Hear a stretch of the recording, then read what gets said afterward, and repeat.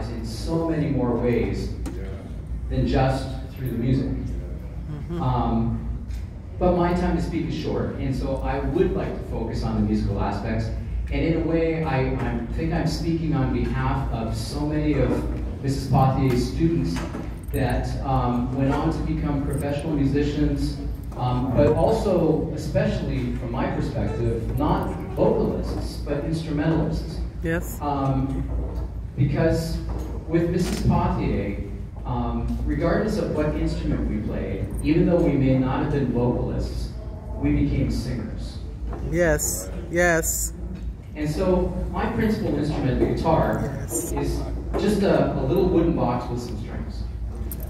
And it doesn't require any breath. The notes don't ring for very long after you pluck them. And one of the primary challenges of that instrument is, how do I make this thing sing?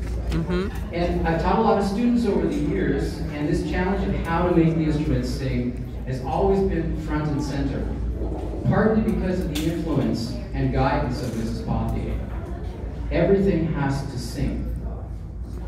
And of course, there are issues of technique and interpretation, all those kinds of things, but my most important advice to promising young students has always been the same. Find a way to sing in a choir. With a really musical music director like Mrs. Pothier, who really knows how to emulate and teach phrasing. And in that department, I was so lucky to have attended the Collegiate and to have 5 years with this marvelous woman. Yes, yes. Because in Mrs. Pothier, I had the very best. Yes, we did. Yes, we did.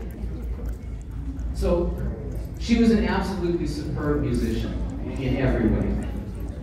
But then beyond that, it was also her inspiration factor. And because she believed in us, we believed in us. And her inspiration was huge in my own decision to focus more on music education than on performing for the next 30 years or so. And her excellence as a teacher inspired many of us to pursue that vocation as teachers. She also inspired many of us to become conductors as well for the very same reasons. But when performing did call me back out of the classroom a dozen or 15 years ago, I still valued Mrs. Pothier's musical advice. As most of you know, she always told it like it was, and we respected her for that.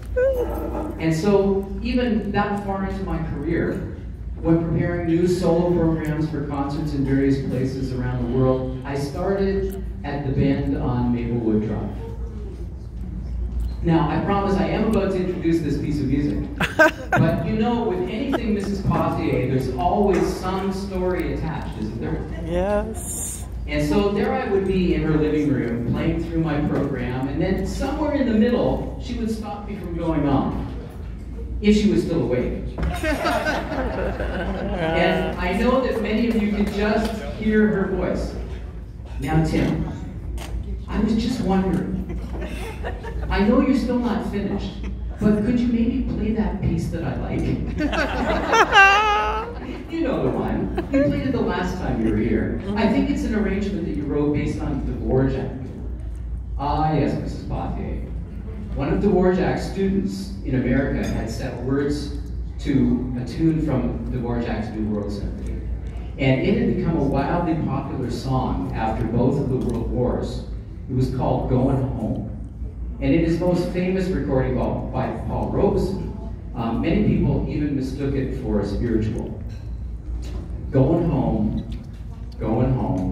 I'm a going home. Well, yes, Mrs. Pothier, I'll play that piece for you anytime you want to hear it. And now, you are home. Yes, yes, yes.